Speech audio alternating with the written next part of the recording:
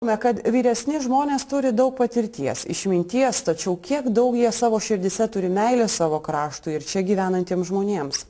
Ne, tai yra, sakyčiau, kad mūsų teritorijoje vienintelė tokia sodyba, tai yra Barsukinis kaime, o jinai yra išskirtinė tuo, kad čia reiškia buvus tėvų sodyba, vaikai išvažinėja, gyvena, turi savo namus, savo gyvenimus miestuose ir jie prižiūri tėvų garbiai, įkūrė tiesiog muziejus, ne muziejus, jie nežinau net kaip įvertinti. Vienu žodžiu puoselėja tėvų atminimą ir ta sodyba jiem yra brangi ir tiesiog jų šeimos reliktas, kurie be šitos sodybos jie neįsivaizduoja savo gyvenimo. Ir pasakykit, kodėl nepardavit? Tokios net minties nebuvo kilę. Nežinau, dabar tas klausimas kaip staiga, kodėl. Tiesiog iš pagarbos tėvams norėjom kažkaip duoklę atiduoti, paprastai vertinti viską pradedi, kai netenki. Tai ir mes, kaip ir kiekvienas jaučiasi kažkuo tai, kažką nepadaręs savo laiku, kažką tai užmiršęs. Už tai dabar ir stengiamės.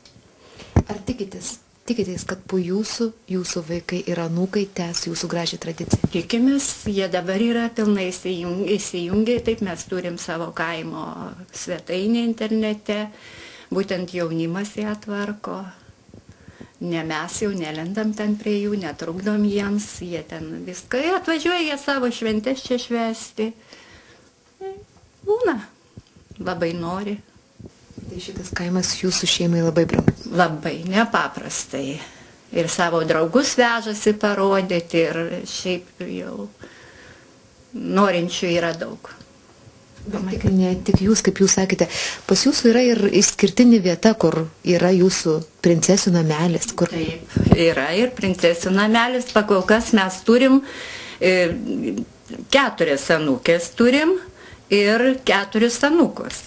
Mūsų bendroji šeimoje yra tiek šiuo metu, bet didesnės mergaitės yra. Tai va čia yra joms, nes jos pirmai išeis iš namų, turi gauti kažkokius tai pagrindus, turi išmokti svajoti, pakilti nuo žemės su tom plunksnelėm, pamastyti ir turi kurti ir tarp kitko ir jos visos yra gerai besimokančios, kūrybingos tokios merginos.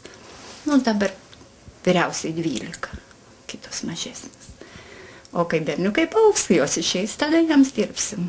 Kokią nors medžioklės namelį padarysim. Ponia Irena su savo sesėm yra padovanojusi mūsų tas prūdas, kur atnaujitas 2 vandens lelijas labai gražias ir atvežusi pati balandžio mėnesį niekam neleido įbrido jas pasodinti. Mes stebėjom ant kranto, nežinau kaip ten atrodėm, panėrė šaltą vandenį ir pasodino mums viską ir tiesiog visur dasideda, dalyvauja šventėse visur ir visada nereikia prašyti ir sužino ir dar tikrai vietinius reikia paprašyti ar dasidėti ar darbais ar kuom, o jos visada atvykę ir tas yra tikrai džiugina ir malonu ir sakau tokių. Nureta čia respublikinų mestų žmonės, kuriuos reikia rodyti, kaip suprast gėrį, grožį, o ne šitaip, kad tik, kaip aš jau minėjau pirmą, kad tik šiandien dabar aš praturtėčiau ir staigiai. O čia neturtuosi, o toks dvasinis kilnus gyvenimas, kuris žmogų taurina į dar 100 kartų turtingesnį už milijonierių.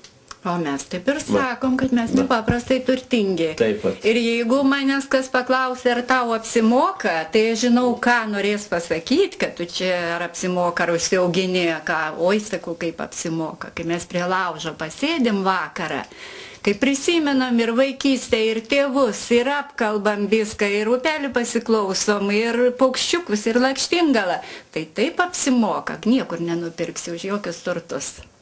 Iš kartos į kartą perdavimas, kas tai yra protėvių žemė, kas yra tie tėvai, kas tai yra meilė gimtiniai, meilė Lietuvai, meilė viskas. Va šituose namuose šitie žmonės viską ir pasako. Ir man atrodo, kad jų nei anūkai, nei proanūkai prie parduotuvių su vambaliais nestovės, nes jiems viskas. Ir dar ką noriu pas juos pastoviai, jeigu važiuoju pro šalį, yra iškelta vėliava, tai reiškia šituose namuose yra gyvas žmogus. Bendraujant su Vasiliškio kaimo bendruomenės seniūnu, iš jo išgirdome